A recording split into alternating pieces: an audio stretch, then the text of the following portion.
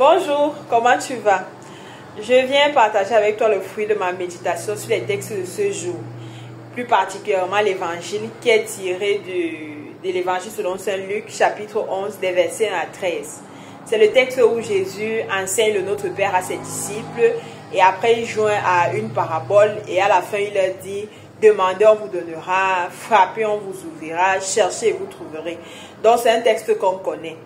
Mais ce matin, j'ai particulièrement été attiré par un verset au début du texte.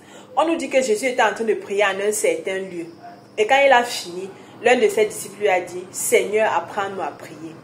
Je me suis demandé pourquoi le disciple a demandé à Jésus de leur apprendre à prier. Qu'est-ce qu'il a vu pendant que Jésus priait? Qu'est-ce qu'il a ressenti pendant que Jésus priait?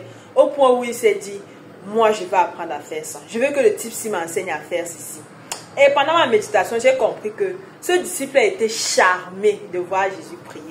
Il a été charmé de voir Jésus dialoguer avec le Père. Ça l'a touché de voir ça. Ça l'a charmé au point où il s'est dit: moi aussi je veux faire comme ça. Moi aussi je veux ressentir ça. Donc c'est-à-dire que la paix, la sérénité, la concentration, la joie que Jésus dégageait, ça l'a charmé. Ça l'a charmé, il s'est dit: moi-même je veux ça. Je veux la même chose aussi. Et ça m'a poussé à me demander: est-ce que la vie de Jésus me charme encore aujourd'hui? Est-ce que la vie de Jésus me charme?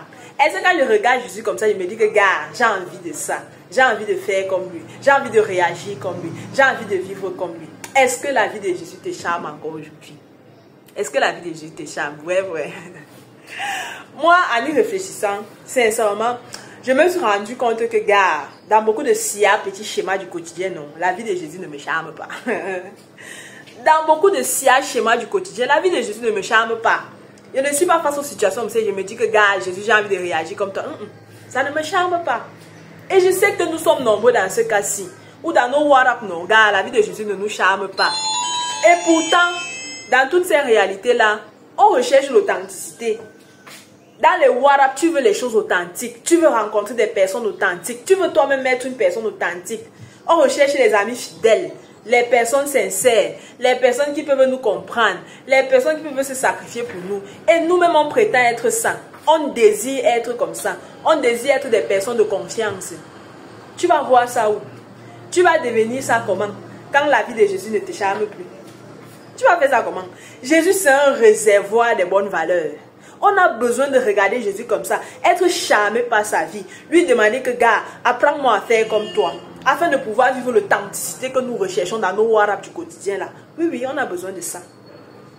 Tu as besoin de demander à Jésus que, Seigneur, apprends-moi à prier, afin que toi-même tu aies une vie de qualité, tu aies une vie de prière de qualité, qui va aussi charmer les autres, au point où ils vont aussi te regarder comme s'ils vont dire que, gars, apprends-nous à faire comme tu fais là, parce que ça nous plaît, parce que c'est beau.